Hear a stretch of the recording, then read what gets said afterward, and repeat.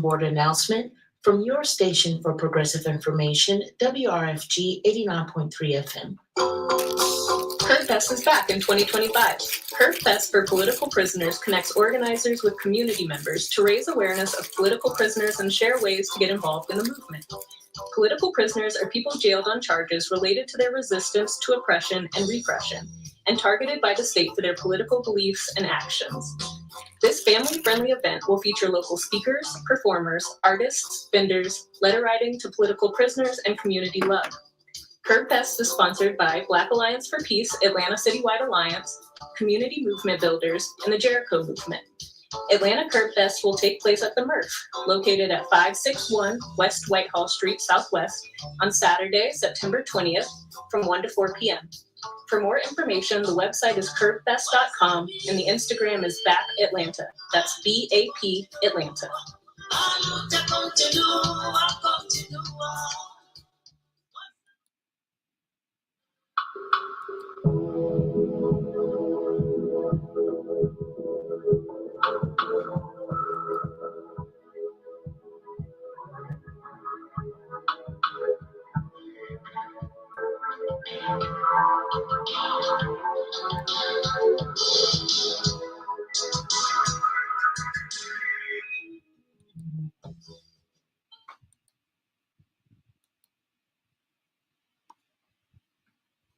You are listening to WRFG Atlanta.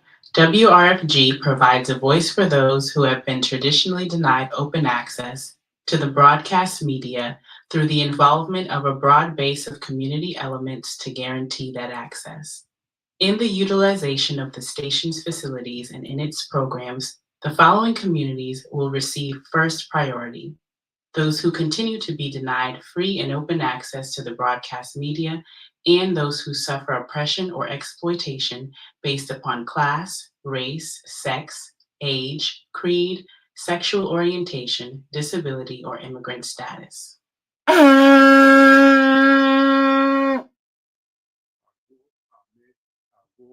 WRFG operates on the frequency of 89.3 megahertz as authorized by the Federal Communications Commission. Opinions expressed on WRFG do not necessarily represent the opinions of Radio Free Georgia Broadcasting, Inc., its staff, or volunteers. This program contains language and/or information which may be strong for some listeners. Portions of this program are pre-recorded. Discretion is advised. Funding for this program is made possible by listeners like you and the following sponsors.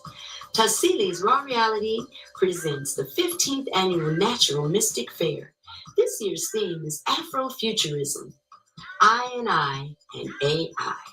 There will be presenters, musicians, and vendors with vegan food, crafts, and art.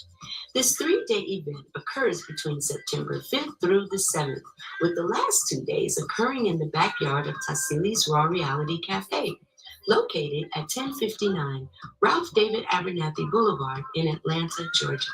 This family-friendly event is non-ticketed and open to the public. More information can be found on the events page of tassilisraw.com. That's Tassilis, TASSILIS, raw.com. Come, children. Have you forgotten the simple things of life that made us who we are? Have you missed your way? Sweet hour of prayer, sweet hour of prayer, from our Latin,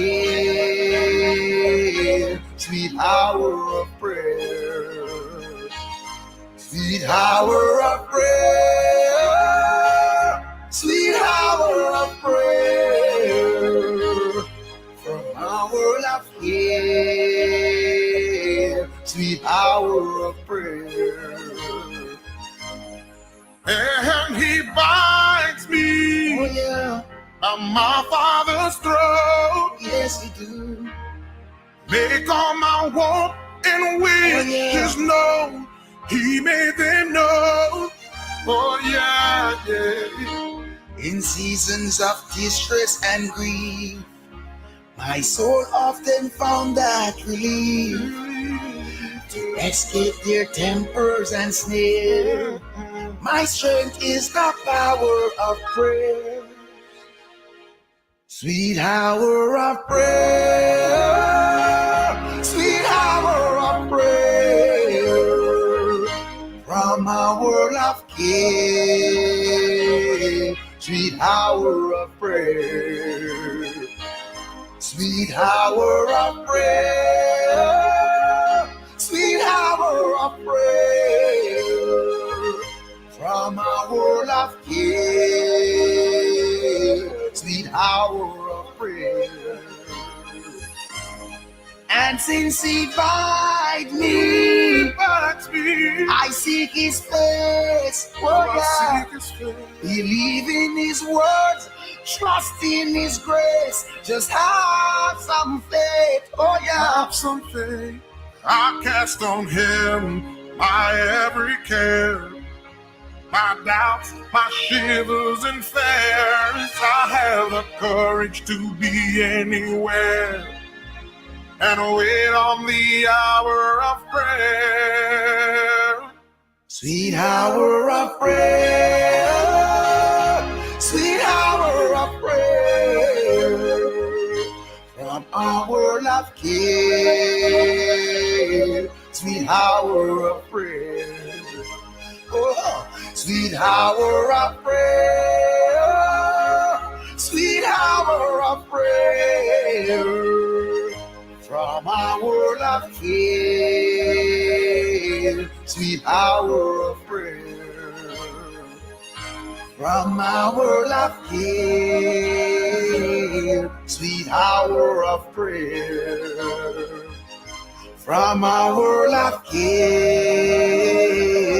Sweet hour of prayer, from our world of care. In your mind, whatever name your ancestors gave, whatever name you learned as a child, whatever name you believe it to be, whatever name you believe it to be in spirit or in science, Ashe. We pour to the first human beings who came into existence on this planet, the first human beings who raised the first structures, who cooked the first meals, who taught the first children, who had the first children, the first Africans, the first people, who stood upright, who walked, who figured out how to stay on this planet, who figured out how to pass that knowledge on to their children and their children's children, the mothers and fathers of civilization, Ashe. We pour the next libation to their grandchildren, their children's children, those who raised the great early civilizations of Kemet and Kush and Monomotapa, the great medieval civilizations of Ghana and Mali and Songhai and Kanem Bornu. We pour to those who the great civilizations of the Igbo people and the Hausa people and the Kikongo people and the Mabara people, the great Mande civilizations, the great Kikongo, the great civilizations of Southern Africa, the Bantu people, the great civilizations of Southeast Africa, the Dinka, the Shilluk, the Noor. We pour to those millions who raised the foundations from which the world would learn what it meant to be human in the world, Ashe. We pour to their children who were upon the arrival on the shores of people they had never seen before, found themselves captured and marched overland, found themselves perishing by the millions before they were held on the holding cells and the open air pens on the coast of West, Central, Southern, and East Africa. We pour to the ancestors who did not know as they were stripped of all clothing and sent denuded into boats, packed like animals, and strewn their bones across the floor of the Atlantic and the Indian Ocean. We pour to them who in the last moment on Africa grabbed the sand and grabbed the dirt and put it in their mouths and understood that the only thing they might have to preserve their place in that continent was their memory of that place and their ability to pass it on to their children. We pour to them, Ashe. Ashe. We pour to those Africans and their children who finding themselves cast adrift in Santiago, Cuba, who found themselves cast adrift in Porto, Spain, Trinidad, and Port-au-Prince, Haiti, who found themselves cast adrift in New Orleans and Charleston and Mobile, who found themselves cast adrift in Salvador, Bahia, who found themselves cast adrift in Barbados and the archipelago that formed the wayward and the windward coast. We found them in these places learning Portuguese and Spanish and French, whose often first words was, "Oh my God," "Oh Madre de Dios," who found themselves praying to survive and pass on to their children the memories. We pour to those ancestors who are represented in the thousands buried in all the square miles of where we stand, and who sit here buried before us in 400 caskets forged of wood from West Africa with Adinkra symbols. Each one of them, each woman, man, and child, symbolic of millions. The children of those who could not be killed, we pour Ashe. Ashe. We pour to their children who somehow survived the hells of enslavement and fought for emancipation in the Caribbean, the French, British, Dutch Caribbean, who fought for emancipation in South America, who fought for emancipation in Central America, who fought the struggles we refer to as the Civil War in the United States, who came out of that, marched out of enslavement through Reconstruction, and found themselves making great migrations, eventually ending up in places like New York. Their children's children, who making a way for themselves, became our great-great-grandparents, our grandparents, our great-grandparents, our parents. Those who, when the first bones were discovered in this space, held their hands and said, "Stop, no more." We are here to speak for those who can no longer speak with their mouths. We pour for those ancestors, some of whom came to Howard University in 2004 and followed these caskets all the way back to New York. The ones whose names we know and the ones whose names we don't. And at this moment, as we pour this libation, I would ask anyone who feels comfortable to say the name of someone in your bloodline who is no longer physically here, but who you know made it possible for you to be here. Go ahead, let's hear the names. Haywood Carr, Porter Griffin, Thomas Jr., Evelyn Glover. We pour to the names that we hold collectively. Ganga Zumba in Brazil, Toussaint Louverture, Jean-Jacques Dessalines, and Henri Christophe in Haiti. We pour to the great Avengers, Nanny of the Maroons of Jamaica. We pour to the great ancestors, Harriet Tubman, Sojourner Truth, Frederick Douglass. Say the names that you study. Who are the names of the ancestors that you have come to hold in your heart and your mind as you hope that you can do what they did for us, for your children and children's children? Let's say some of those famous names. Malcolm X, Little Hamer, John Henry Clark, John G. Jackson, Jacob Carruthers. And finally, two final libations. We pour to those who make it possible for us to do what we do. We pour to these rangers who stand guardian over this sacred space. We pour to these Africans and these folks who have come from Howard University, the staff, the faculty, the administrators who brought us here today to bear witness. This is not a libation, but an affirmation, because their hearts still beat, their tongues still speak, their minds still think, and their minds still wish the best for us. We pour for all of those people who surrounded us on this journey today and made it possible for us to be here. We pour this affirmation of thanks, Ashe. Ashe. And finally, we pour to your children's children's children who will one day stand on this space and speak your name. Ashe. Ashe.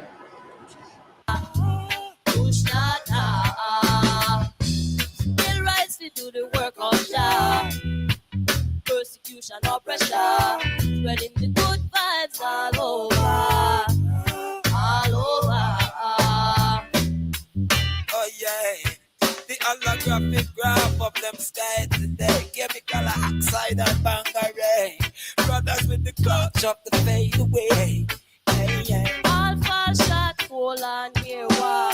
Calm temperature, atmosphere thaw. Gossip and tamper, nah answer. All over. Still rise to do the work of Jah.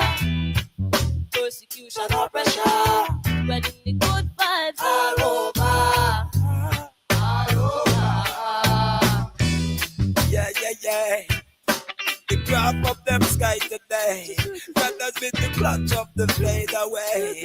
Got just in the nickel and jack on the way. Yeah.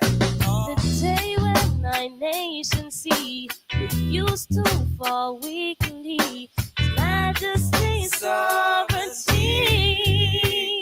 Has been holding me far riper and to see better than these things will be.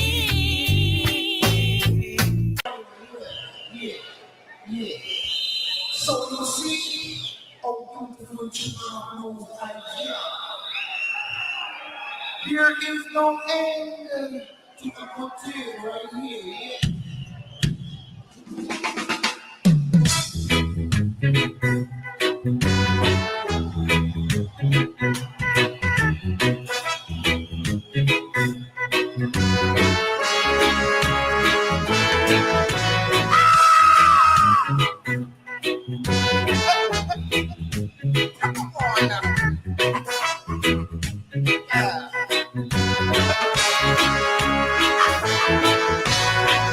There is no end to a good thing, oh no, because every day there is a good principalities and powers, the planning war and the power, yes, the spiritual wickedness in our high places. I saw the children cry, I saw the children die. So much of us like to fight against the children rising. Shadow within, stronger than their sins.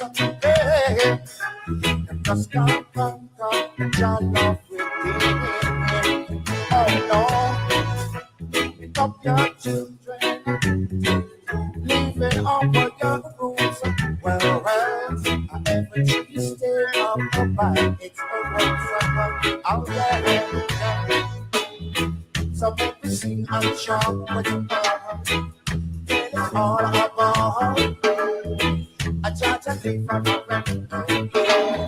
Jesus does the same. Oh,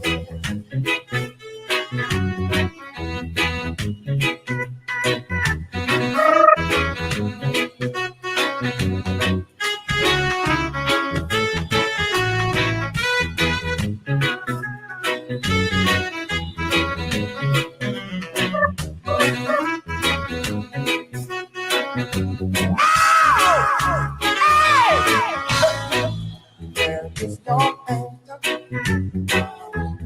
to a good thing, oh no, because every day there is a rolling a principalities and powers, the planning war and the power, yes, the spiritual wickedness in the high places. I saw the children cry, I saw the children cry, I saw much of us not to fight, the children rising, shadow within, stronger than their sins, yeah, they just can't conquer your love within. Oh no, pick up your children, living over your roots of the power. Every tree stay up by its out there. So people sing and shout. Then it's all about I got to think about the oh, yeah. Right.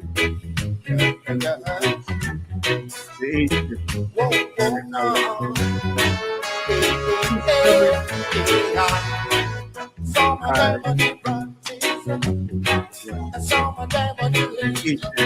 Well, I see I got my pick up.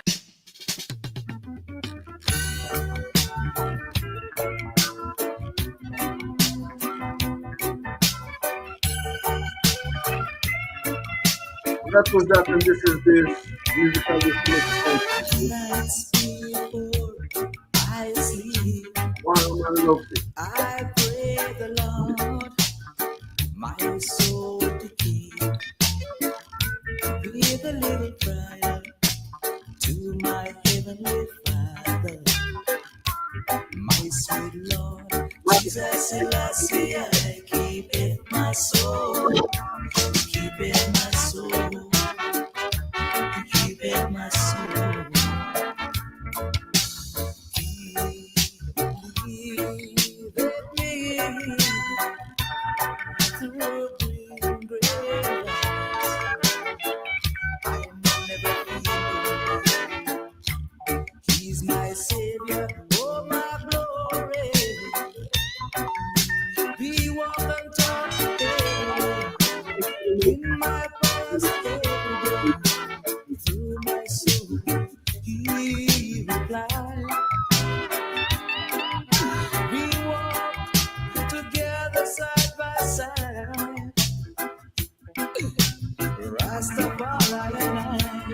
Annual Festival.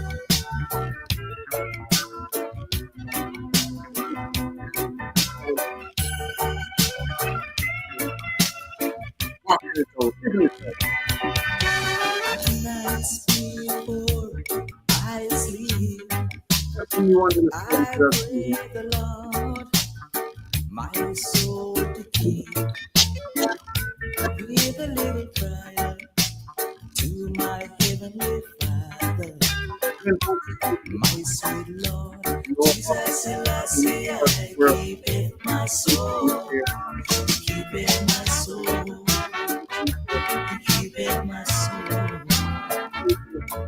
Wait, seasons of life. Let me through green grass. I am never feeling. He's my savior, oh my Joy glory. in life. And we find the most optimal use of our time. Season ever reach. In my past to my soul, he replied. We walk together side by side. Rastafari and I, nights before I sleep, I pray the Lord my soul to keep with a little prayer to my heavenly Father, my sweet Lord Jesus Selassie. I keep it myself. You know, I don't know, 200-300 years, more than that, years old, and you could see the roots, how they shoot, and it makes the tree very, very stable. I mean, this tree is going to be here for God knows how many years. And of course, this is not a baobab tree, it's a silk cotton tree. But this reminds me of the proverb of the baobab tree, you know, that wisdom or truth is like a baobab tree. No single person, no one person has arms long enough to embrace it. And who can embrace this tree? That's what knowledge is like. That's what wisdom is like. That's what truth is like. In other words, there's no single culture that has all knowledge, all truth in its embrace. So if we are to surround the baobab tree of truth or knowledge, we virtually have to, you know, to hold hands before we can surround it. And that's what we should do. Realize in the world that we need each other to come to greater knowledge. And then inside these holes, you know, these openings, the animals, when they have children, you know, they live here and nurse them. Big. You were telling me about a man. The British were building a road, and there was a huge tree. Yeah, that was a baobab tree actually, near the Tema Harbor. You know, when they were constructing the harbor, there was this tree that was in the way, and they did everything they couldn't uproot it. And there was this tree which would not move. So the foreman suggested to the contractors that they should contact the priest in the area. And so they contacted him, and he asked for one sheep and some bottles of schnapps. And he came to the tree, and he slaughtered the sheep and poured libation and told them that the spirit in the tree has decided to move. So they could then go ahead and uproot the tree. It was as big as this. And so they started ordering the bulldozers to get near the tree, but the priest told them not to worry. They should just tie a rope around the tree and pull it. And they tied a rope around it, pulled it, and it came down root and branch. They couldn't believe it. You mean they had modern equipment? Yes, and they couldn't move the tree. Bulldozers? Bulldozers, nothing could move it. Yeah. That's why they took the advice of the foreman. So well, let's try. You know, they were ready to try anything. Now you're saying something extremely profound. You're saying that the African priest came. Yeah. Poured libation. Slaughtered the sheep. Talked to the spirit in the tree. And it agreed to move, so they could do what they were out there to do. And the people start ordering the bulldozers. He said, "Don't worry, tie a rope around it. They tie a rope around it and pulled it. That's all they needed. With their hands. With their hands. And it came down root and branch. You see, we have access to some knowledge in Africa that you would describe as hidden. Only a few people have access to this knowledge. But it's only because, you see, this knowledge dates from millions. I mean, we've lived in these forests for millions of years. And so we must know our way about. We must understand the environment in which we live. And people, herbalists, can go and talk to trees, talk to leaves, and so on. Exchange, communicate with them before they bring them home. We can't communicate with nature. So in recent years, when I read in America, you know, people would talk to plants and so on, and the plants would respond. You know, I said, well, you think this is new? We've known this for millions of years. You're saying something that's too fantastic to believe. How is one to understand that in Africa, their powers are understanding where you could communicate with trees and with nature, and it actually responds to you, like the spirit leaving the tree. And yet the European was able to conquer Africa. I don't quite, why didn't we use those powers on him? Well, the point is that, you see, the power, as the years wore on, came to be in the hands of a few people. But the point is that the power is still here. You see, of all the people in the world, Africans are the only ones who could not be exterminated by the Europeans. How do you mean that? Yeah, they were able, but we have not been exterminated. And the European domination is only so much. Every European who is in his right senses will recognize, although he may not admit it, his own limitations when he comes to Africa, because he realizes that there's a large area over which he has no control, of which he has very little or no knowledge. So all he does is to consign it to the realm of superstition. But it's not superstition. If you know it, you know that it's knowledge. You see, our ancestors devised various tools for addressing the various problems that we have. All reality is not limited to our sense experience. What the European has dominated is the material, sense experiential aspect of human life, or of all of reality. But reality goes beyond our sense experiences. Our sense experiences constitute only one aspect of reality, not all of reality. That's why they say if the only tool you have is a hammer, you treat everything like a nail. But for some things, you need an axe or a hoe or a cutlass, and a hammer is not useful, you see. So there's still a large realm of African life that has not been conquered by Europeans. And they will never conquer that. They will never have that understanding. And of course, you see, the European, being a recent arrival, claims that they know everything. Well, they don't know everything. I spoke in America years ago, and I was telling the people something, and one woman said, well, I didn't know that. And I said, well, what makes you think you know everything? That's what the European thinks. We know everything. No, they don't know everything. In fact, some of the things they are calling new discoveries are things that are actually not new. They've been here all along. When you tell us that matter and energy are interchangeable, well, we've known this for millions of years. A few years ago, 2 centuries ago, you said this was a pagan idea. But now you're telling me that there's energy in this and that this is actually moving. Well, we've known this for millions of years. And that's why we've reacted to our environment in the way we have. Because we live in harmony. We live in a state of equilibrium, you know, with our environment, with nature. And this is the way it should be.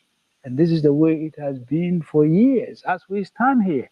You see, we are communicating with nature. Now, communication doesn't have to be audible. No. Communication goes on even though you're not saying anything. We're not even touching the leaves. But we are absorbing something into our system by merely standing here. And of course, the Europeans say, oh, there's nothing here, you're standing here alone. And they say, oh, it's superstition. I went to a conference with a European philosopher, and he says, oh, there's nothing like ghosts. If there are ghosts, we should be able to photograph them. I said, well, you see, You see, you only photograph a palpable object. You can't photograph a ghost. You need a different equipment, and you don't have it. And so you use the same equipment for everything. So if you don't capture it, oh, it doesn't exist. But you don't think that your equipment is limited. See, we have a different equipment for detecting ghosts.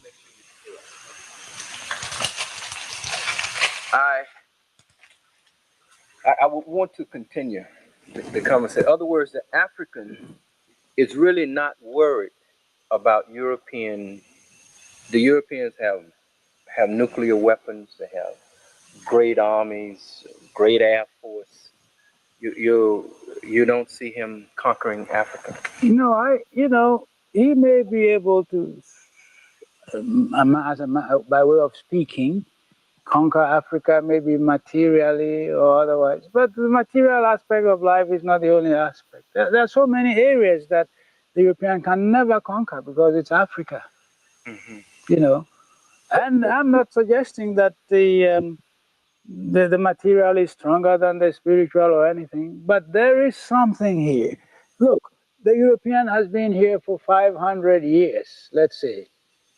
And one would expect that when one came to Africa, one would not find anything that is African. But you come here and you still see so many things. I tell my students, Africa has changed. And I quickly follow it up with a statement, Africa has not changed. How do you mean that? Yeah, Africa has changed, Africa has not changed. That is the reality of Africa, which is to say, some aspects of Africa have changed, but some aspects of Africa have not changed. Because what is true never changes, it's the same. It may be expressed in another form, but the European will only look for material things to fill his belly, very materialistic. But that's not all of life. You don't need, there are other things that you need that are equally important. So the culture, the value systems, and so on, and some of these hidden, you say hidden because not too many people know it. People able to talk to plant, understand and change into certain animals and use certain powers to do certain things. All these things beat the imagination of the European. But it's only because the European has limited knowledge. You see, there's so many ways in which the European is just a child. I describe Western culture as a teenage culture because it just appeared on the face of the earth. So they must have the best, the biggest, the most of everything. But all the mature civilizations are sedate, quiet, not loud, African, Native American. We've been here too long to not to learn anything, you see. And what I'm saying can be seen in the life of every individual from childhood to maturity. How many loudmouth old people have you seen? And how many loudmouth teenagers don't you have in your neighborhood? They don't know anything. That's what European culture is like. It's a very recent culture. It has taken aspects from everything. What claim does Europe have on Egypt? But they've taken from Egyptian culture and they tell Africans, you don't have any claim on Egypt. That's nonsense. Who created Egyptian civilization? It was Africans, not Europeans. There was no European anywhere then to create anything. So a recent arrival comes and says, oh, you don't have anything. I tell you where you came from. Well, here we have a lot of stories about beginnings, and some people say, well, our ancestors came from the ground. To welcome you to my farm, which is in the hills of Akwapim. And from these hills, you have the nice view of the ocean and the plains. And I want to assure you that this is Africa. And this is our holy land. And this is indeed a paradise, if only we would know it. Our ancestors have lived here for millions and millions and millions of years. And they have interacted with the environment, and they have learned a lot of wisdom by living in these forests. And some of that wisdom, God has blessed us to discover. There's still a lot more to be discovered. And we hope that in the not too distant future, we'll be in possession of this so that the world will know what we have. You see, we are a very, very blessed people. Now, this farm of mine, I acquired in 1969. The whole farm is 15 acres. And when I walk you through, you'll begin to appreciate the beauty of nature in Africa. There's such peace and quietness here, which you don't get in other parts of the world. And certainly this is the way God intended us to live. Come back to the camera. The idea for this farm is to make it into a paradise, you know, as I was saying.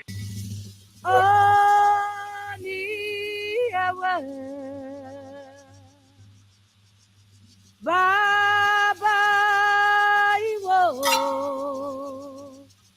Ogun Alaye Oni Ewe Baba Iwo Ogun Alaye Oni Ewe Baba Iwo Ogun Alaye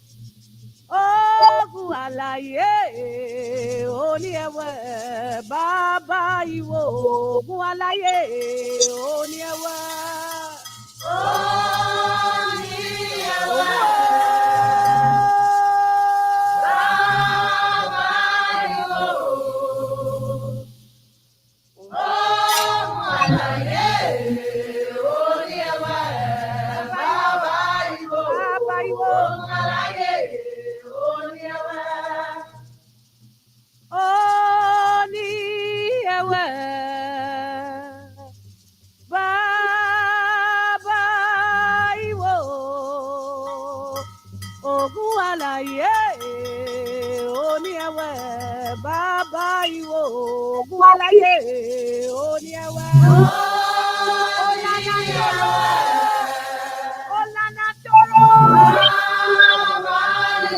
Omini Agbára àti òye Ogun Alaye Oni Ewe Baba Iwo Ogun Alaye Oni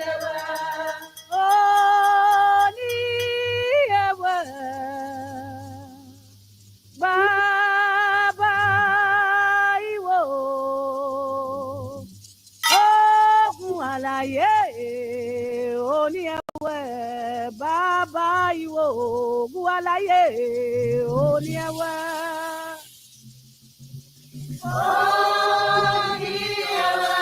Àṣẹ Ògún Àṣẹ Àṣẹ Ògún Àṣẹ Ogun Alaye Oni Ewe Baba Iwo Ogun Alaye.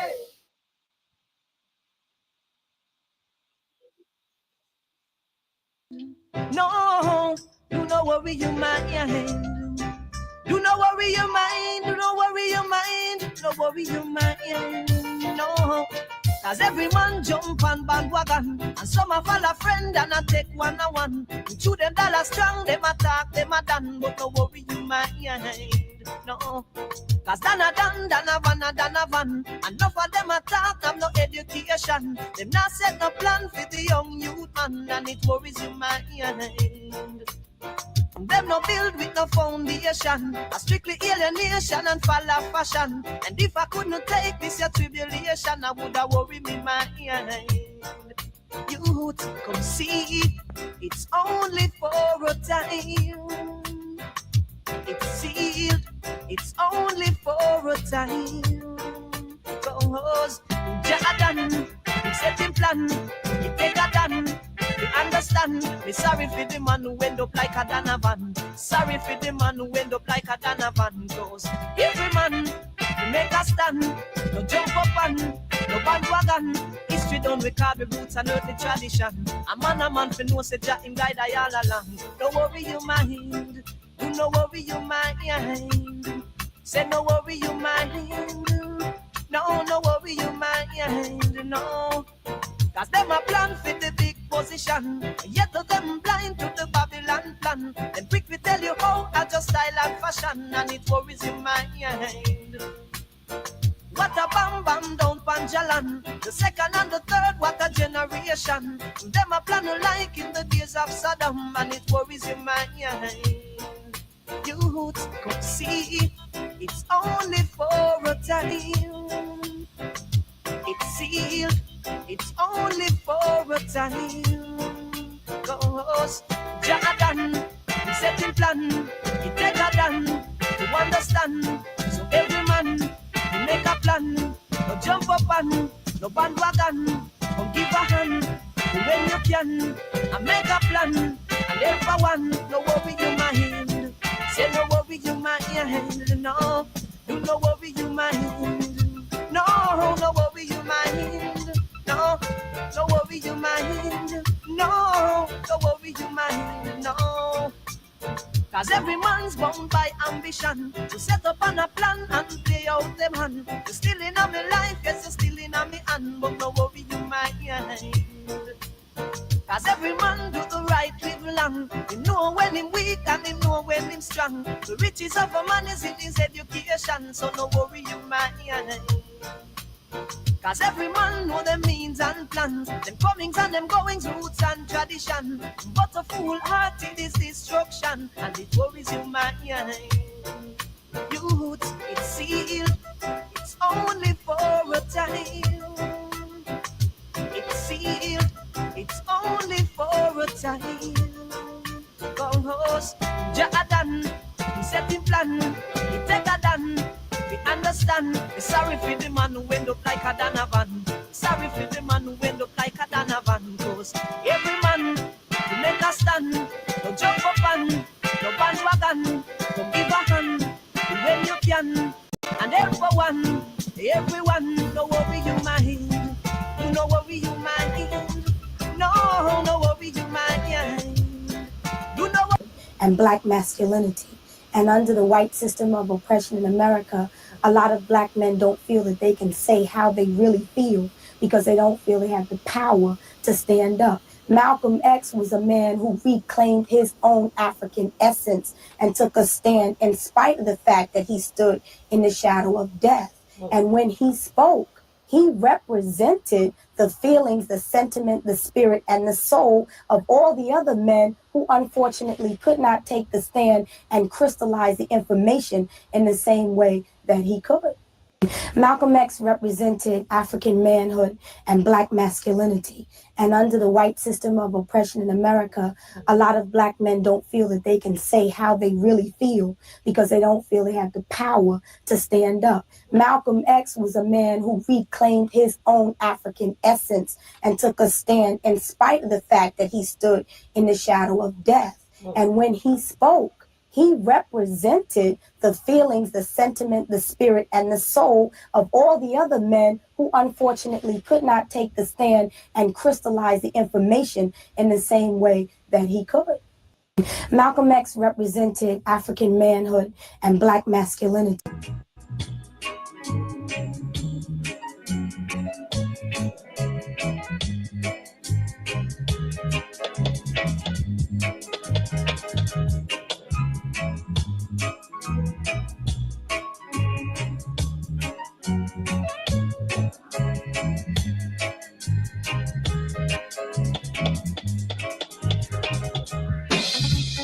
Those of Malcolm X, what men got vexed. They didn't want to see black men progress, and all along the way, black men have strayed, searching to find the way. Okay, how long will it be till you black men see the hidden brutality? Yeah. No Malcolm X made prospect was to see, yeah. Oh, and live in unity. But now he is down, whoa, down in the ground. Where can the killers be found? I wanna know, how long will it be, whoa, till all my brothers see, yeah, the hidden brutality. Yeah, yeah, yeah. It's been hidden from our eyes much too long. Yeah, oh yeah. It can't go on and on. No, no, no, no. The hidden brutality. Yeah.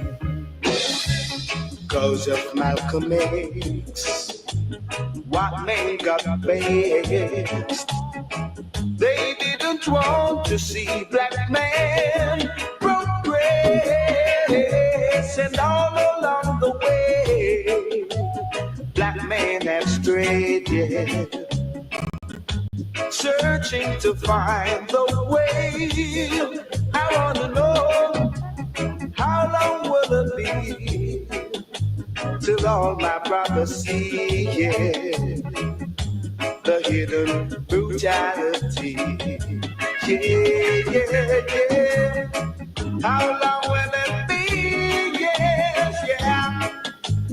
It's been hidden from our eyes much too long. He looks at what affects his will, what influence, what interferes with his will, what interferes with his light, reaching his people, his creation, his dependents, us humans, and then he responds and advances his plan.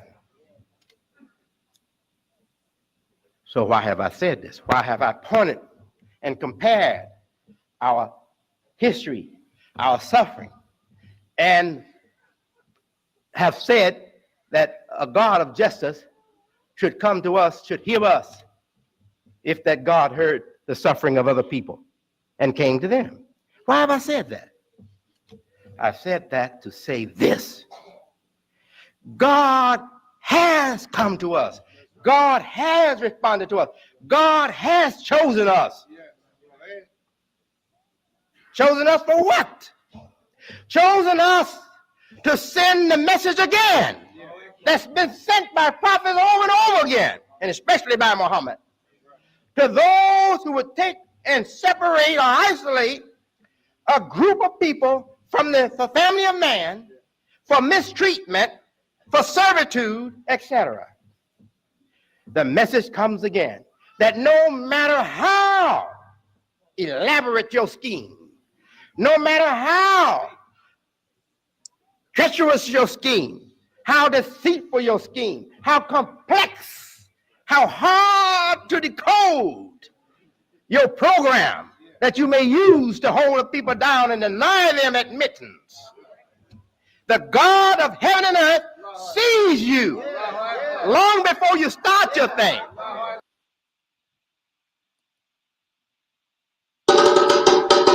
Manga African Dance presents the 28th Annual Atlanta African Cultural Festival, formerly known as the Osun Festival, taking place on September 12th and 13th.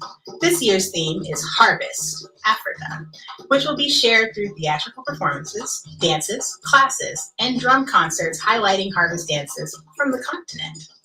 Friday, September 12th, includes a morning performance for seniors and school children, followed by an all-ages evening class taught by Tapo Sissoko from Senegal.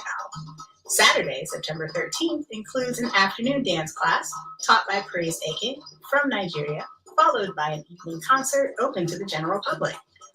For more information, including locations and times, the website is mangadance.org. That's MANGA dance.org. This has been another public service announcement from your listener-sponsored and supported community radio station, WRFG Atlanta 89.3 FM, WRFG.org. The International Night Market Atlanta presents the 5th edition of Around the World in the DTL on Friday, September 12th from 5 p.m. to 2 p.m. and Saturday, September 13th from 2 p.m. to 10 p.m. The International Night Market will feature international food and artisan craft vendors and performances by local and regional artists. The event will take place at Lawrenceville Lawn, located at 210 Lucky Street, Lawrenceville, Georgia, 30046. For more information, the website is atlnightmarket.org. Once again, that's atlnightmarket.org. This has been a public service announcement brought to you by your listener-sponsored and supported radio station, WRFG 89.3 FM. Down there, right down there where I live, my people live in peace in the little village where I live. Oh, the folks they all live together, yeah, now. No bumping, no boring, no weeping, no mourning, no nationality. No bumping, no boring, no weeping, no mourning, no nationality. Everyone I live up now. Whoa, whoa. I know it now. Give up no way. Oh no. The selfish mentality facing reality these days. The selfish mentality facing reality all the time. Oh Lord, man, in the little village where I live, hey, the folks that live together, hey, now, in the village where I live, oh well. My people live together. No bumping, no boring, no weeping, no mourning, no nationality. Woe be gone to the world comes of iniquity. Living in high and low places across the So when I hear narratives about our people, the indigenous people of the world, talking African people, particularly. I don't know what they're talking about. Places of the sea. We'll take your eyes off them now, man. Oh well, yeah. Keep on watching. Classic Dennis Emmanuel Brown Prince on his ancestral journey. Repeated, you know. In tune into Ancestral Rock on your station for progressive information and quality music. 7 minutes, 53 minutes after the hour, 7 minutes until the hour of 3. Hey, for I know that day will come, yeah. Oh gosh, now. Take care of yourselves, little one. The time is crucial now. Be strong and hold your red eye. That's what we're all about. We living in the village. Gotta take care of ourselves, yeah, now. In this little village. The village where love. The reality, the tool, cultural tool. As we were listening to Baba Kofi Asare Opoku in the first hour, he was talking about African spiritual technology. And he repeated a proverb we love repeating here often. If your only tool is a hammer, you look at every problem like a nail. In the little village where I live. Things we got more than hammers in our toolbox. We're also grateful for the people who remind us of these beautiful ways in the world. Remind us in a great reflective way what we're capable of. No nationality. No bumping, no boring, no weeping, no mourning, no nationality. Everyone I live up now. Whoa, whoa. I know when I give up no way. Oh no. The selfish mentality facing reality these days. The selfish mentality facing reality all the time. Oh Lord, man, in the little village where I live, hey, the folks that live together. Hey, now, in the village where I live, oh well, my people live together. No bumping, no boring, no weeping, no mourning, no nationality. Won't be gone to the world comes of iniquity. Living in high and low places across the city. Ooh yeah, ooh yeah, nah nah. Remember the workers of iniquity. Living in high and low places of the city. Won't take your eyes off them now. Oh well, yeah. Keep a watch on them, yeah, my friend. Deep and roots. To decode your program that you may use to hold the people down and deny them admittance. The God of heaven and earth sees you long before you start your thing and already have a plan to undo your works before you even began your works. Pause right there. The pen is lifted and the ink is dry. You're tuned into the Ancestral Rock on your station for progressive information and quality music. Really looking forward to welcoming our special guest, our special brother for decades. And that's on a personal level and on the level of what really we came to do in this world, the community, the village level, just like Dennis Brown saying and Freddie McGregor repeat, you know. As we said earlier, it's such a beautiful thing when everyone come together and everyone do what they can, do what they came to do. We see the word some people may use as magic. We see the wonders of the great creator. We see the wonders of the grand architect in these ways because we see how everything just start working. All the different fingers come together and everything is just popping, you know. And this is poetry. This is reality.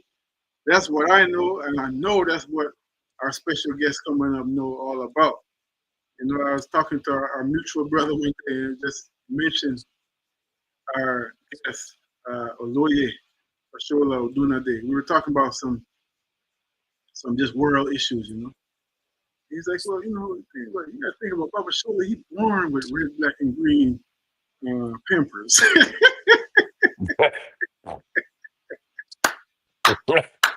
For sure. And of all the ways I can introduce our honored guest, I'm gonna just keep it at that for now. The conversation gonna be the introduction.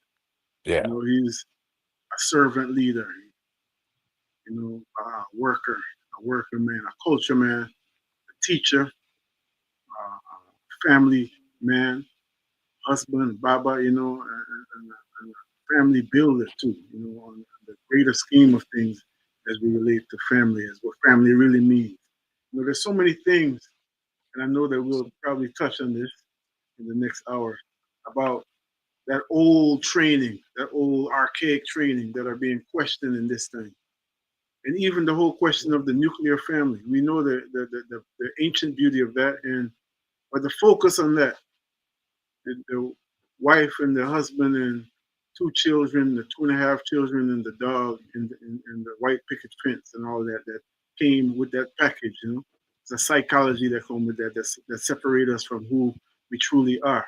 So you're tuned into WRFG Atlanta 89.3 FM. Let's welcome our special guest, and then we're going to take a short break, and on the other side of that break, we're going to get in deep.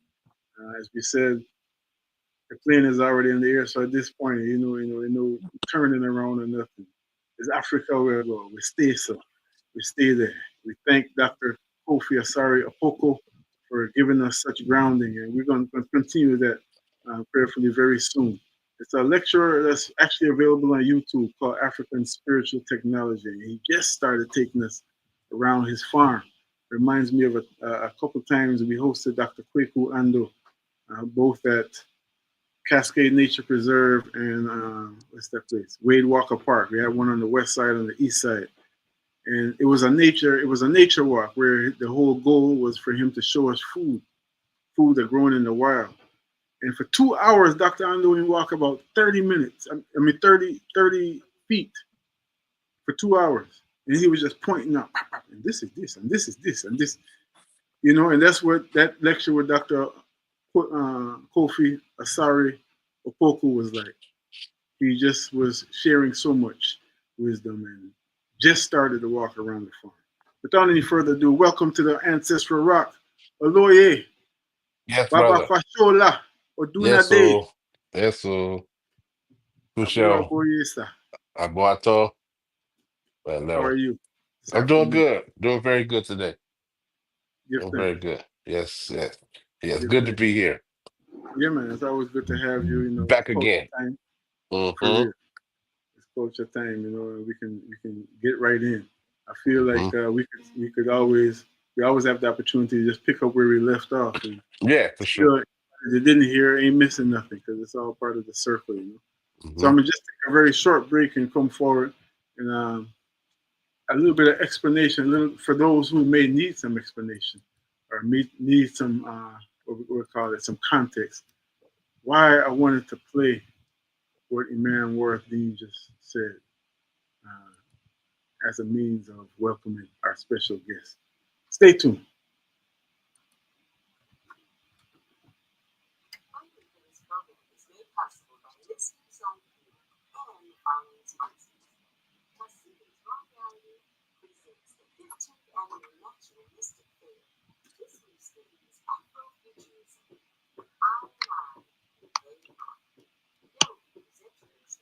And vendors with vegan food, crafts, and art.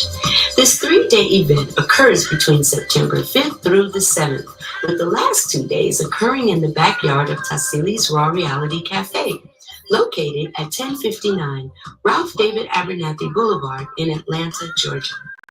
This family-friendly event is non-ticketed and open to the public. More information can be found on the events page of tassilisraw.com. That's Tassilis, TASSILIS,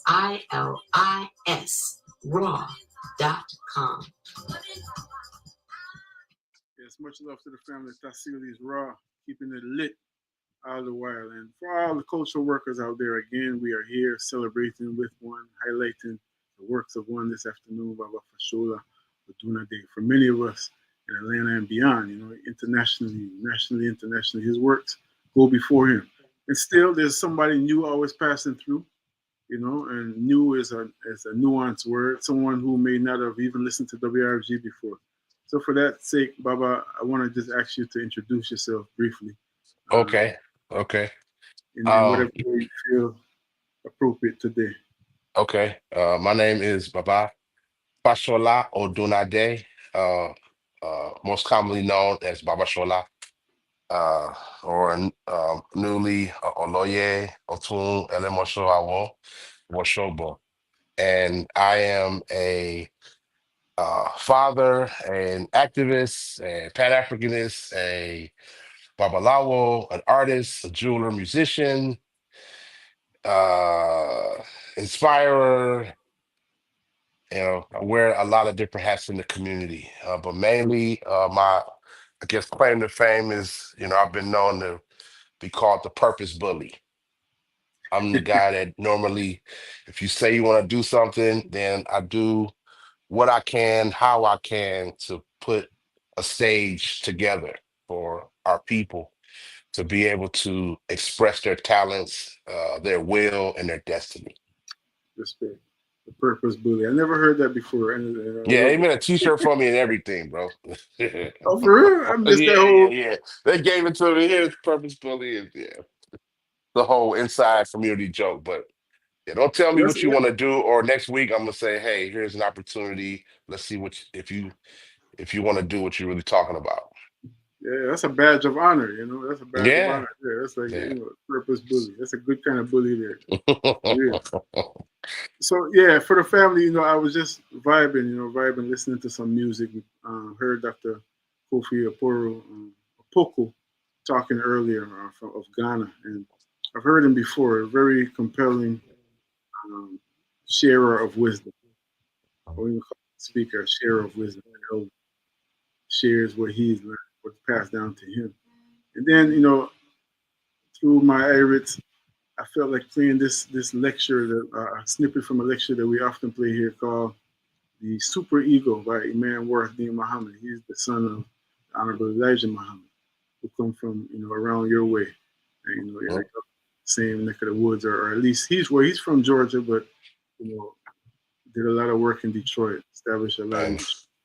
So the part that just really got me as I was getting ready to introduce you is when you say, no matter how elaborate your scheme, this is the message that he is relating that keeps on coming, a recurring message. It keeps on coming through prophets and messengers and and culture workers and community warriors. No matter how elaborate your thing, your scheme, the God of creation sees you before you do your thing and already has a plan to undo what you did. And sometimes when we think of those things, when we talk of this whole God talk and this anything to do with religion, we just think cosmically, this huge big picture. We're looking at probably some superimposed picture of the Earth with the whole universe and all these things. And I was thinking like how that really looks, how that really manifests, how that plays out on the practical level. As you were introducing yourself, it's like 5 or 10 of the different channels right there, right? Music, building in many different ways, priesthood, this and that, the study of nature and the relation of what we know, and so I'm really excited to have this conversation with you today. Yeah.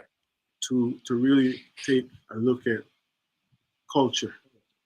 I know you come from the same school we come from in many different ways. That there's some things that are appropriate to talk about publicly and some that are not. So we're going to talk about what's appropriate to talk about publicly. And I want to make sure I said that, because just as a reminder to our people, navigate the times. You know what I mean? And again, return to how we stay, return to the ways that have gotten us through.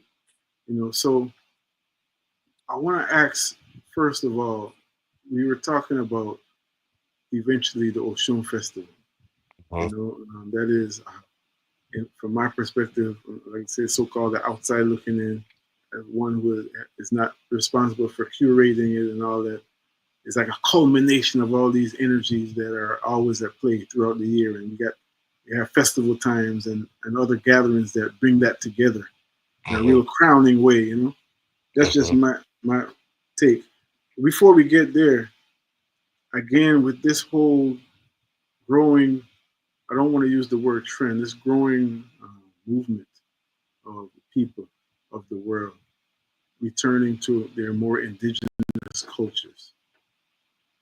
We've talked about this before. I want to ask you again. What do you see in that? How you feel about that? What's your take on the why and even some of the how that's happening? Well, for many years, our people, have been searching for nature. Getting back to the fundamentals of how to operate here on Earth and be in tune. And so I remember in the early 90s, there was the 5% Nation that came through the vehicle of hip hop. And then I remember the time when Eastern sciences such as yoga, and many other ones start to pop up where our people were.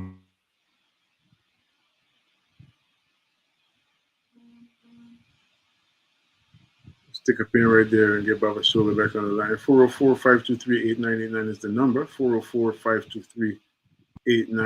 You're tuned into the Ancestral Rock on your station for progressive information and hand-picked quality music. We're going to continue with Baba Kofi Asare Opoku until we return with Baba Shola. Again, 404-523-8989 is the number in the studio. Let's go. The beauty of life in paradise. I have a fruit here, which we call asan. I'll show you the tree. Okay, perfect. Unfortunately, it's not in season now. It's flowering. We got Baba Shola back. You were saying, last thing I heard you say was when the thing of Eastern sciences, in that iteration started popping, like yoga and all of that.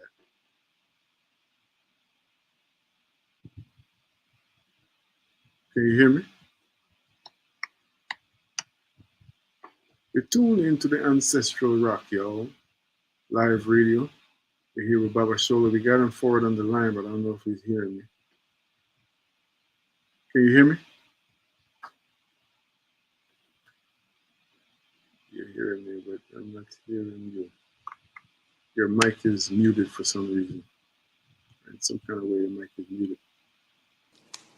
Yeah, there you go. You live now, Baba. Yes. Yes. I can't hear you. But so our people have been searching for many ways to connect with nature. And I think with the different movements, we connected through nature, into nature through the Orishas, African spirituality, um, um, African drumming, dancing, and all of those things coming together kind of created a surge to practice something that was tangible, or something that we could say, this is what it is and this is what we're doing. And I remember in about 1995, 96, there was a few people who were getting into the traditions of Ifa through Lukumi and Santeria. And there were a few people in that group that were searching for different aspects of that tradition coming out of West Africa. And my godfather happened to be one of those people that were looking to connect with the real Babas of West Africa. And so from then, when it hit Atlanta, New York has been practicing for a long time. Philly with the Odunade Festival, Miami with Lukumi Santeria. I think, like anything, with the major cities and the major groups of our people, the concentration of our people, when we start doing something, it just catches fire. And now you're seeing where Future, SZA, D'Angelo, Usher, Beyonce, all these people are now outwardly showing their commitment to African religion and African deities. And so, to answer the question about how I feel about it, I feel great about it. We've been talking about Osun and Ogun since I can remember, and it's wonderful that now it's on a stage where people that may not have any background in cultural knowledge, as far as connected to a Marcus Garvey or connected to a Sheikh Anta Diop or connected to Noble Drew Ali or any of those heads, can see where they fit into the conscious community that connects them to the world, not just to their neighborhood. It connects them to the whole globe. Because all over the world, there's people who practice this tradition. Wherever Africans travel or were taken, we brought our religion with us. So it creates a broader community for us to connect with. True. And you say you can't hear me. I will let you put on your headphone. Can't hear me.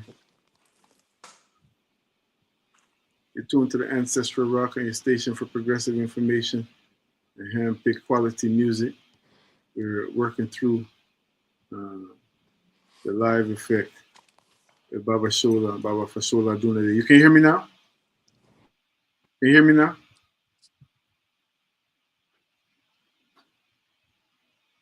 Yes, WRFG Atlanta.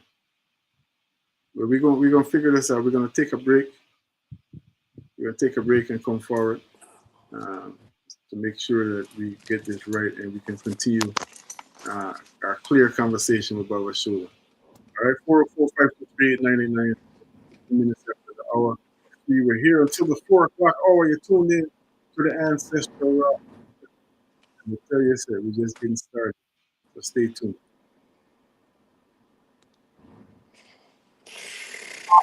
The International Night Market Atlanta presents the 5th edition of Around the World in the DTL I can't hear you, bro. on Friday, September 12th from 5 For some p.m. reason. and Saturday, September 13th from 2 p.m. to 10 p.m. The International Night Market will feature international food and arts and craft vendors and performances by local and regional artists. The event will take place at Lawrenceville Lawn, located at 210 Lucky Street, Lawrenceville, Georgia, 30046. For more information, the website is atlnightmarket.org. Once again, that's atlnightmarket.org. This has been a public service announcement brought to you by your listener-sponsored and supported radio station, WRFG 89.3 FM and WRFG.org.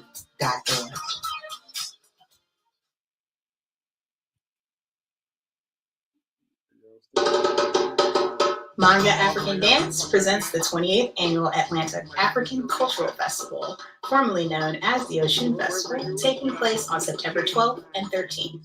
This year's theme is Harvest, Africa, which will be shared through theatrical performances, dances, classes, and drum concerts highlighting harvest dances from the continent.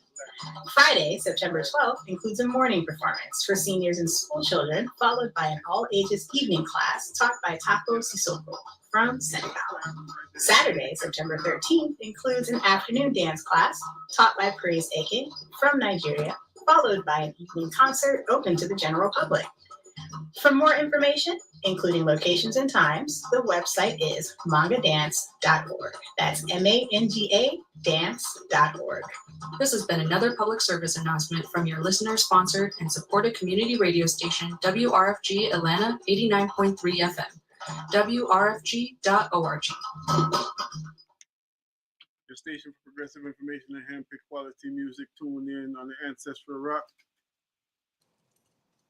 Tune in on the Ancestral Rock with our brother, Baba Kofi Asare Opoku.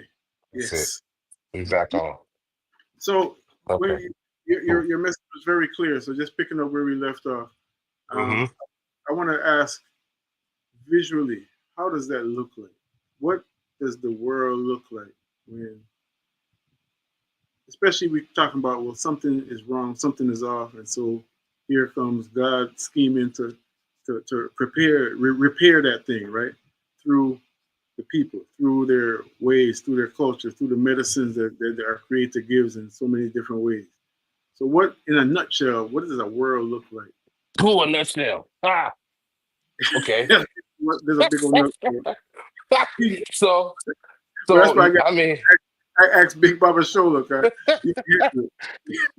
In a nutshell, what does the world look like when people are starting to have returned to their ancient traditions? Okay, let's just give a few examples that will translate into pretty much everything. So for example, one is comes through music. When you start to use music with positive intention in a group, it changes the dynamic of the group. So let's look at Atlanta, for example. In 1995, 97, 98, there were not as many people in the community singing to Obatala. It just wasn't happening because the tradition just wasn't that popular, prevalent, and such. Now that we're in 2025, there's thousands of people just in Atlanta alone that have learned, use, and are intentionally singing songs of peace through the Orisha Batala. That's just on a very simple level. Secondly, the idea, I think we talked about this some last week or so, the idea of I shall be. I shall be is when people get married, everybody puts on the same cloth to show like we're family. So festivals, kind of the same thing happens. And so just the idea of us saying that we're gonna one come together in our minds and agree on something, which is the idea of a clock, agreeing is the energy. Also, we're gonna even have our individual expression in the oneness. I may like long sleeves, you like short sleeves, you like buttons, you may just wear a belt, but all of us agree that we're gonna move forward in unison with wearing the same cloth. And then not only does that show visible unity, it also harnesses the ancestral energy of power because we know that what our ancestors did for thousands of years, if you just do it, even without consciousness, it affects you in a positive manner. So just the idea of I shall be, music, and the most important thing and the most thing I'm proud of, I may get a little flack about saying this, but I'll give it that. But I'm really proud of the young people in the neighborhoods. I won't say hood, but in the hood, because I've seen with my own eyes where rival gangs, people have beef and such, will be in the same space and hug each other and say "Alafia," which is a slang over here for peace. And so these same people who 10 years ago might have saw each other and it'd be like on sight are now understanding that it's bigger than them. It's bigger than the beef. It's bigger than the gang. It's bigger than your neighborhood. It's about understanding the community. And I'm so happy to see that. Um, I couldn't um, imagine who would give you flack for that, but tell them to come see well, me. so I'm this is gonna the come and thing. talk to them too. This is the thing. The thing is that some of the people who are in elder positions are still disconnected from the brothers in the neighborhood and the sisters in the neighborhood because we've graduated from college or made some money, got a job, moved out the hood, got a bigger house and that. But we forget that our mothers, our aunties, our uncles, and even ourselves in a lot of cases were those same people that were trying to figure it out in the neighborhood 10, 15, 20, 30 years ago. And so my one of my biggest um joys is seeing young people who don't have a clue about anything, don't have respect for anything, really just are done with life, get into Ifa or Look At Me or Satari or whatever, and they 100% down and loyal. And so to tie that to the cloth, the actual Ashobi, so when they come to a setting and they're like, oh, we wearing the same cloth as my sister, my brother, and the Babas and the Iyas, think about how Bloods and Crips work. We all in red, we all in blue. It's family, it's Yeah, Egbe, it's tribe, and so the same things that culture. they would see in a gang culture or street culture, they see it in African culture, but with a positive light and a positive spin on it. So, True, true. Yeah, um, I want to ask you this, Baba Shola, especially yeah, because you're a solutionary. I wouldn't ask everyone this because some people might want to take it and highlight the problem.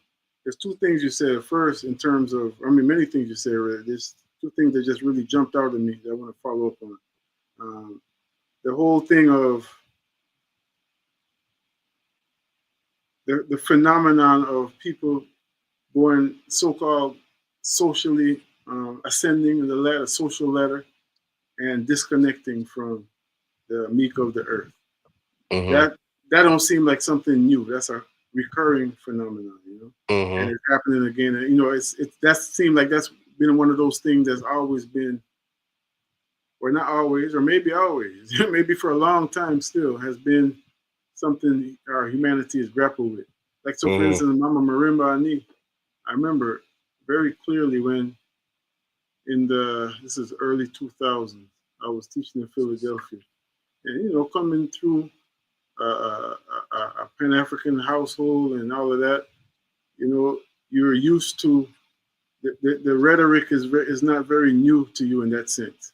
Mm-hmm. So you kind of look at things, if you continue to grow with yourself and not just get stuck in what you were born into, naturally with a critical eye. And I remember at one point being concerned that most of the prominent scholars, even though they were sharing a lot of historical information in their analysis, they was just kind of blaming the whole everything. That, when I say blame, they were ascribing the whole weight of everything that happened in Ma'afa to just Europeans. And my whole question was like, well, how we the kings and queens of the earth and some Johnny come lately just came and just took our stuff because they stronger and that's it.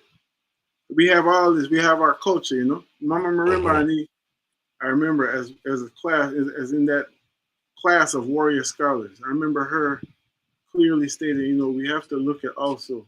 It's not excusing Europeans for anything. We have to look at what broke down in our society, and the same thing she mentioned, classism. So that thing there is a serious thing that I wonder what continues to be our remedy for that. I mean, one of the things you've already mentioned, how you love how it's playing out in that way. It's our old saying, the meek shall inherit the earth, Can anything good come out of Trenchtown? I mean, time and time again, or Nazareth, or where, I mean? It's just like, there's this thing, and that seemed like one of those codes that the culture really cracks in a way, to bring people into another fullness. So, let me ask it in a way now. Share with us some ways that our indigenous cultures, like the one you practice, equalize society, bring society. You already mentioned even that profound example of the cloth. How that brings people to a certain kind of you rallying around something simple. But let's talk more about how that culture, especially the culture of Ifa, brings equality and balance to society. Okay. Well, you mentioned Dr. Ei, my mama, auntie, and heart, Mama Marimba Ani. She consistently told us when we were 22, 23, 24, 25, 26, that practicing African religions is a revolutionary act. And in the beginning of that teaching, you think it's like this, but no, it's really identity based, because somebody who, okay, let me touch on the classism first. So the classism part, some of us, like you, myself, we grow up in a house where people are like, you're black, you're beautiful, you're strong, you're confident, you can, you can, you can, you can, you can, you will, that kind of vibe. So that kind of encouragement creates a person who has an identity of, I can succeed. Now, in a lot of cases, some of us get to a point to where we do succeed, but forget about the ones who don't have that kind of backing, don't have that kind of encouragement, don't have love at home, sometimes don't have homes, food to eat every day and such. And so the identity piece it just doesn't exist. So you become a person who is struggling and dying to survive every day. And so practicing Ifa, for example, gives you an identity that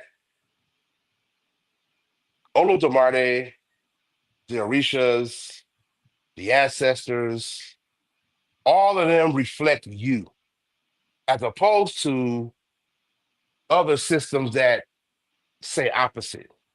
And so off the rip, when you find out your Orishas Ogun, and you're like, oh wow, Ogun, I'm just like that. Like,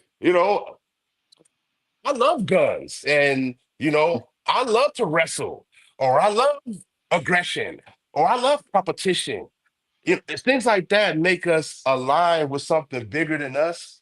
And I think that's the focal point of change, because once you see something that's positive, Something to broaden powerful, your and horizon. bigger than you, now you know from zero, from no encouragement, no backing, no family, no love, just wolves in your community, you go to a setting to where, oh, I see something positive in me, not in the preacher or in the other people around, but in me, because I'm a child of Obatala, or I'm a child of Ogun, or a child of Oshun. And when you start looking at the attributes, it really just reflects the self and from within.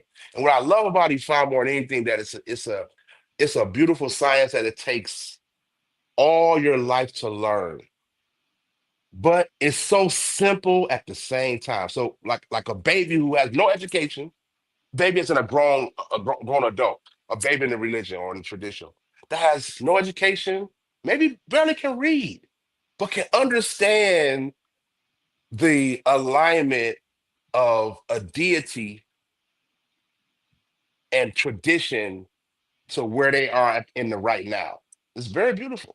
I see it time and time again. So I think that is the um, main piece of the change that this brings, main piece of the ashe that it gives to our community, and um, it's identity, because you can identify with something that is you, and that's powerful and beautiful. Give thanks. We're talking to Oloye Fasola Odunade. 405238989 is the phone number. 404-523-8989. You're tuned into the Ancestral Rock. This is your Yeah, man. station for progressive information and handpicked quality music. Stand on the shoulders of giants, and we are grateful. We're grateful for the opportunity to, again, as our brother Amir Suleiman says, shout out to Baba Kwajo.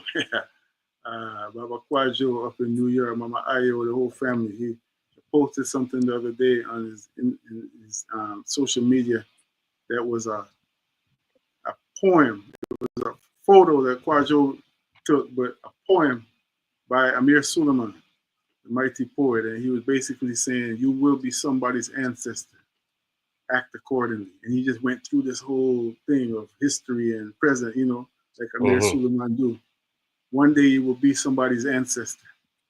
Act accordingly, So Mm-hmm. just as we are here standing on the Ancestral Rock, we have a point of reference because our mothers and fathers acted accordingly. So we're grateful for the opportunity Then. to continue in that vein. Mm-hmm. 404-523-8989, 3:33 in the afternoon. As De La and all of them say, 3 is the magic number. Stay tuned to yourself. 404-523-8989. Baba Shola, we want to get into, I Yes. actually want to play something that is a clip from the Osun Festival. We want to talk about the festival. But, Okay. it's always, we can always take a deep dive real easy when you get on the mic, you know what I mean? Because it's just, there's so much that you walk with and come with because of what has been given to you and how you've used it, how you've cultivated that, you know what I mean? And it's so crucial for our time. So I want to take the opportunity to clarify some things in terms of language. Okay. We're in a society, when you mentioned Mama Marimba, one of the arguments that she has made, compelling arguments over time, is that it's almost futile in one way to look, to compare, and to try to view the African reality, the indigenous reality in extension. we're talking about Africa in particular right now, Mm-hmm. Through European eyes. Mm-hmm. So even when we use words like deities and gods and all this kind of stuff, it rings certain kind of bells based on depending on the tradition, depending on the training. Just speaking this language, speaking the English language. So I want to ask some basic questions, right? How does one become an Orisha? How does that work? You mentioned Orisha several times. Is this these human beings, or these people who are, again, it's naturally you go there, like it's like saints in the Roman Catholic Church or whatever. How does one become Orisha? What do you So to understand answer of your that question, progress? it's both.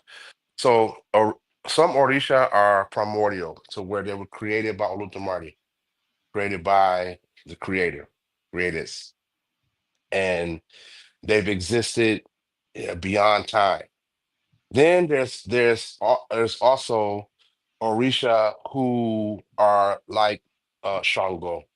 Shango's a very popular Orisha, and Shango was a king of Oyo who was deified under the Orisha uh, spirit Jakuta, who's the Yoruba Orisha of fire. So through the lineage, through the blood, through the ancestors, one can become qualified to be called on um, as a deified ancestor, which is over time can become Orisha. So it's two ways. I mean, it's kind of like it's a simple practice of African spirituality that was stolen, or yeah, let's say stolen and recopied into other religions. Basically, if you take a name, an idea, and you sell the idea to the masses, and you get the masses to do ritual to that idea, whether it be offerings, whether it be praise, whether it be songs, praying, whatever it may be, that idea takes form. So just like your grandmother or grandfather or great uncle who passed on, the same way you would uh, venerate them through an ancestral altar, venerate them through song and praise and remembrance and keeping that spirit alive. In, let's say, for example, 50, 60 to 100 years, your great great grandchildren are still doing those same rituals, those same practices. That spirit becomes stronger. And that's kind of the idea of how uh, a Shango could be created as an Orisha. Or if you look at Haiti, where you have the idea of these Loa who exist in Benin, but also they have a different tone on it because they had to use the Loa, like Ogu, for example, and then add another energy to it to use it for the purpose they needed for there. So I mean, it talks to our African science and how versatile it is for the need that you have for your locality. And Right. so to your question, yeah, there's primordial deities that existed with Olodumare since.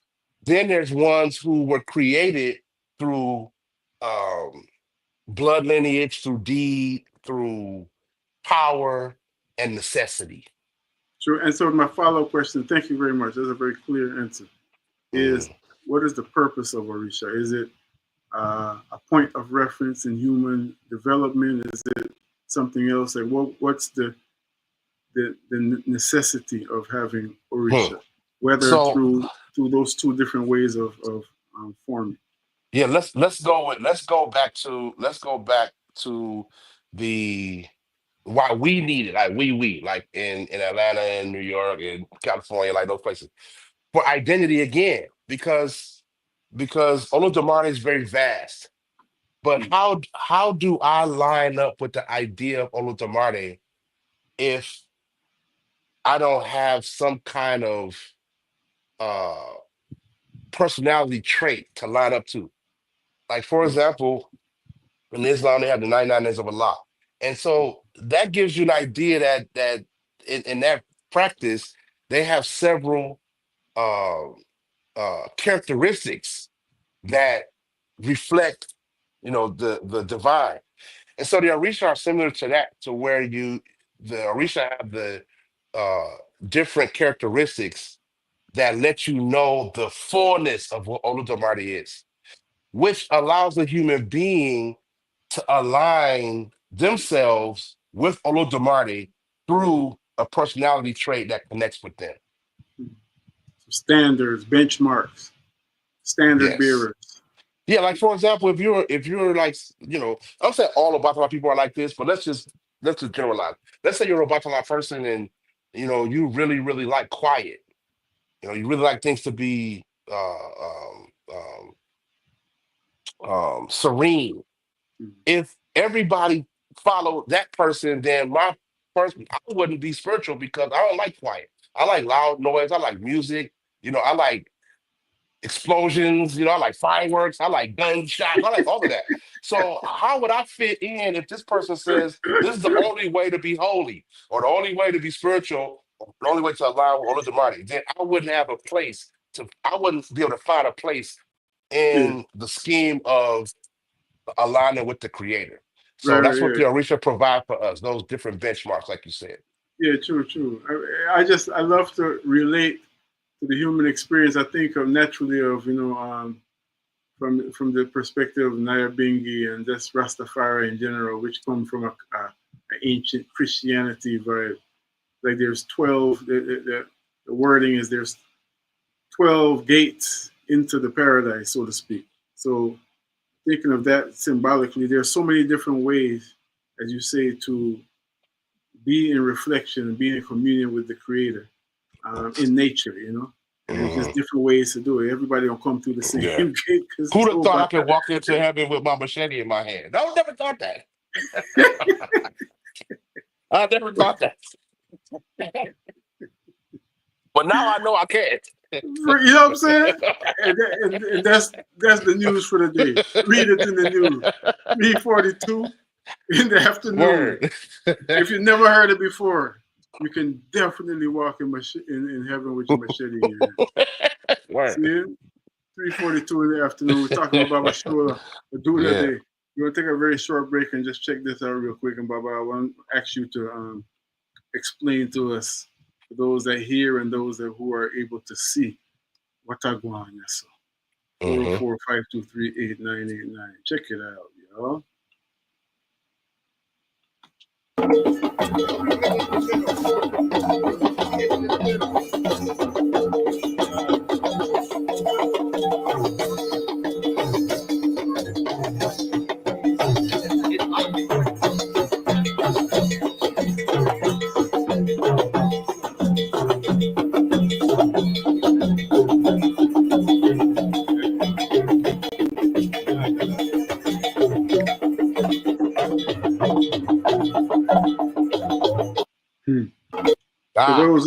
For those of y'all who cannot see but are hearing, I'm looking at. I would almost say for not the play on words, a sea of African people, mostly dressed in white and very colorful head adornment, next to a wide body of water, drums playing. People just look like they just are focused and still not, tight-lipped and, kind of peering in that way, but focused in a serene kind of way. That's what I'm just explaining that for the folks who are listening on the radio. Yeah. What's happening here, Brother? Oh man. So as a drummer, I hear that first. Like all the other stuff is like, okay, that's secondary. But first and foremost, the drum is going boom, boom, the boom, boom, boom, boom, the boom, boom. And that's the talking drum of West Africa. When they played in Ghana, they played all over West Africa. But that drum is actually saying, Ba Miche, Oshun, Ba Miche. Ba Miche means help me. It's saying, help me, Oshun, help me. Help me, Oshun, help me. So while the bells are ringing, people praying, meditating, connecting, vibing, the drum is behind it just saying, help me, Oshun, help me, Oshun, help me, Oshun, over and over and over and over, just building the energy right there. Boom, boom, boom, boom, boom, boom, boom, boom, boom, boom, boom. I get goosebumps talking about it. That's what's really going on. That's the unseen energy. That's the power of what's really happening. The clothes and the beads and all that, that's one part.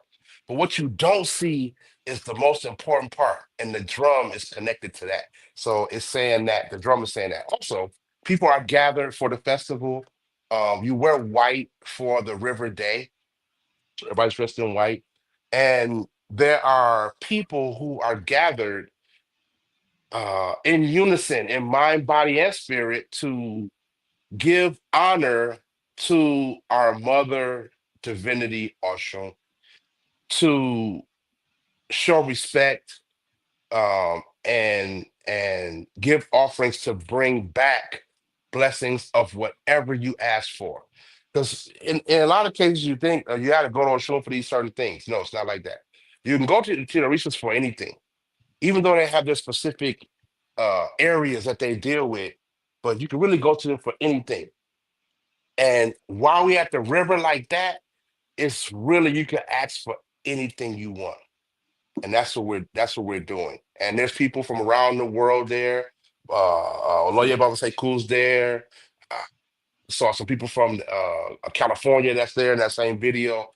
So we all gathered together at the last day, for the last day of the festival, um, after we've done spiritual work, after we've done prayer, after we've done the 16 lap ceremony, after we've done classes, after we've cooked a bunch of food, ate, laughed, and loved, this is the end of it, to bring that energy to Oshun, to present to her what we've done, to get her approval and get back blessings. 404-523-8989. And we're talking with Baba Fashola Odunade. The 20th annual Osun Festival is coming. 20th annual. Very. That's a long time. Yes. It's a flash in the pan and a mighty long time, same time. Especially from the perspective of building and sustaining something, nurturing the movement. You know? Mm-hmm. What are your thoughts as y'all entering this 20th year? Well, I've been thinking all week about the first one. The first Osun Festival was in Lakewood, in my god brother Baba Shalache's backyard, down the street from the Dungeon family's house. Maybe about 6 houses down from the Dungeon family's old house. That's where we did the first Osun Festival. It was in the backyard. And basically it was a time for us to start expressing our traditions from West Africa. And we were young, renegades, hip hop in the tradition, basically. Like, we're going to do what we know is needed for the next 15, 20 years. And Osun Festival was that. And so, we were making a statement to reflect what our teacher has given us in West Africa. Agbombo Fakaode Fani, the Agbombo no Oshogbo. And so basically we were just copying a ritual, because Oshun told Oshogbo that if you do this festival and meet me at the river every year, you will never have war that'll take you out. And since then, they've been doing this festival. So we just said, well, I mean, if it worked for them, it worked for us. Even though we didn't know the song, we didn't really know nothing at the time. We were still singing like regular songs that we just knew from anywhere. We didn't know all the drum rhythms. We just knew that our hearts was good, and we wanted to show Oshun something and show respect to our Baba in Nigeria, and Oshogbo, the town of Oshogbo. So yeah, I've been reflecting on that all week. Like, wow, look at now. Now we know the drum rhythms. Now we can afford to buy the drums that we need to play the music. We've done a great job of teaching the Isheshe songs to people. So now when we sing Akorde Yeye, people know for the Yeye Osun. That's a staple in America right now. I can't even say in Atlanta. In America, that song is a staple for Isheshe worship dealing with Osun. Like we talk about the Ashobi, like things like that. Vendors have started their business at Osun Festival and have come back every year and sustained themselves and even open their or invest their businesses from that. So just the growth of starting something and everybody telling you you shouldn't do it. Why you doing that? To now of where it's become I'm so uh glad you did it. it's an institution now. It's really an institution for African Yoruba practices in America. True. Period. True. True. Mm-hmm. 404-523-8989, Baba Fasola Odunade. And as you mentioned, people come from all over. I know that it's this a thing now, especially in as time increases and or time moves along. We say that it's nothing to hop on a flight, and be on the other side of the continent to come check out something that is compelling. Take a Mm-hmm. day trip or take a week at Strong In. So let's talk about the time. I know Okay. it's approaching soon, but we still got some a little bit of time. We wanted to make Mm-hmm. sure that in terms of this public education, that family members who are interested in that information Mm-hmm. have an ability to make preparation. So give Yes. us the when and the where, please. Okay. So the when it starts September 25th. That's a Thursday. And so our festival normally starts with an education piece. This year we will have our normal workshop. That's going to start at 6:30 to 7:30. Um, that's an Isheshe Oshun song and music workshop. We'll be teaching Oshun songs from West Africa, and we'll be also doing instructions on music, which will be the agogo bells, also on bembe drums. So bembe drums out of Nigeria are the drums of Oshun. Just like that Shango owns Bata, bembe drums belong to Oshun. So we'll be doing demonstrations and teaching on those drums as well. That's 6:30 to 7:30. And then after that, we're going to do something a little different this year. We're going to do like a short presentation and workshop on Oshun in the media. It's called From the River to the Real, Viewing and Discussion Exploring Oshun in the Media. So we're going to go over a couple of media projects, uh, pieces of movies, videos, and then we'll discuss the content and talk about why that's important, how we can create more media, how we can use these different vehicles to train our children through the media. So that's going to be the second workshop. On Friday, we're going to have an Oshun dance class from Sister Ingrid. She's going to do a Afro-Brazilian Oshun dance class because, we have Oshun in Nigeria, we have Oshun in Cuba, also Brazil. They worship the Orisha hardcore in Brazil. And this sister's going to come. She's a master samba dancer, and also she practices candomblé. So she's going to come do a dance class on Friday. That will start at 6:30 p.m. Both of these events are at Yeye's Botanica East. That's 4960 Covington Highway, Decatur, Georgia, 30035. So all of that is Thursday and Friday. On Saturday, we have a day party dedicated to our children and family. So everybody's welcome to come out. There's going to be food. There's going to be games. There's going to be jumpy house, face painting. There's going to be, I say music. There's going to be music. Uh, we have vendors that day, and we also are going to do Oro to Oshun midday. Oro is basically when we use the drums to pray to Oshun. It's not like a bembe or a ceremony or something like that. We just go in front of the shrine and play and sing to the Orisha directly to conjure the energy of the Orisha. And then at sundown, we'll have the 16 lamp celebration.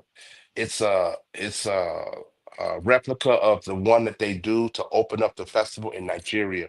So we'll light the 16 oil lamps, and each the Oshun Egbe of Atlanta will come out and pray, and then we'll sing to all the Orishas around the lamps. It's a great time. It's a thing to see. It's a really big deal. And so that will cap off Saturday. Sunday at 11 a.m., we'll meet at Azalea Park. That's 203 Azalea Drive in Roswell, Georgia, 30075. We'll gather there at 11 to start the procession. So during the procession, the Oshun priestesses will prepare the Aruba. The Aruba is the virgin girl who carries the calabash with all of our offerings to the river. They'll start preparing the Aruba at 11, and then we'll start the procession shortly after to the river. Give the offerings to the river. We'll come back to the pavilion at the park, and then we'll have a presentation at 3. Then we'll start the bembe after that, and we'll drum, sing, kick it, party, have a good time, invoke Oshun, and we'll have dinner at the end, and that will cap the festival. I will. A plate full of food for real. No pun Yeah. intended. We got 4 minutes left in the program, not even 4 minutes. Baba Shola, thank you so much for being with us this afternoon. Yes, brother. So you're giving us a whole lot to sit with and to digest and to run to move to work with, really, more than anything else. So again, please give us any kind of information, like contact information is what I wanted to say. If you about how we want can get in to, touch. if you have any questions about the festival, you can email Yeye's Botanica, YEYES BOTANICA @gmail.com. If you want to be a vendor, you can also send to that same email, YEYES BOTANICA @gmail.com. To check us on Facebook, Yeye's Botanica, to follow, we have flyers going on there. But we're checking the emails just in case people from out of town have specific questions about lodging or whatever. Yeah, definitely shoot us an email. All the events will be at Yeye's Botanica East. That's 4960 Covington Highway. Uh, it's in the whole plaza, so when you get there, you'll see everything there. The workshops, the dance class, and the day party. Sunday will be at the river all day. So True. that's that. Give thanks, Baba Shola. I'm gonna make way for my sisters coming forward, and Yes, thank you brother. for showing up and doing what you do, the way you do it. Indeed. We're looking Indeed. forward to another successful Osun Festival and many more Yes. moments and realities, of community building, which is what Yes, really sir. foundation is coming from. Much Okay. respect. Yes, brother. 404-523-8989, 404-523-8989. Stay tuned, y'all. I hear this. The guy's niceness. We have to eat.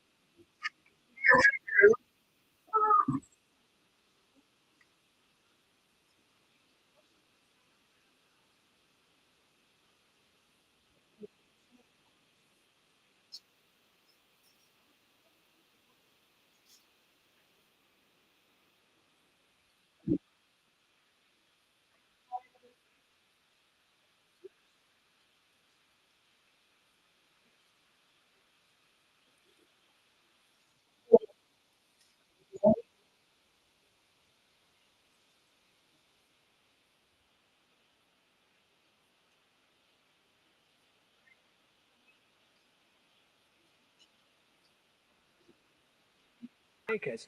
What you have here, you may not find in the whole of Australia. And yet it's just on this small 15-acre patch.